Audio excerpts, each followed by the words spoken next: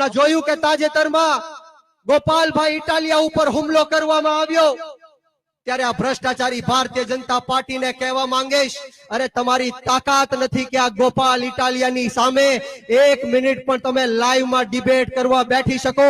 તમારી ઓકાત નથી કે ગોપાલભાઈ ઇટાલિયાએ જે કામો કર્યા છે એ તમારા 156 ધારાસભ્યો કામ કરીને દેખાડે. અરે તમારી હિંમત નથી કે ગોપાલભાઈ ઇટાલિયાને તમે ઝુકાવી શકો કે ડરાવી શકો. આમ આદમી પાર્ટી આંદોલનની કોકમાંથી જન્મેલી પાર્ટી છે.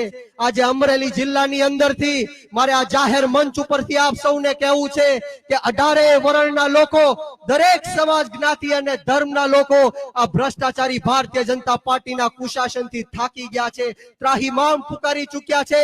પાટીદાર સમાજની વાત કરું તો અમરેલીની અંદર પાટીદાર સમાજની એક દીકરીને રાતના 12 વાગે ઘરમાંથી કાઢીને સરઘસ કાઢવામાં આવે છે.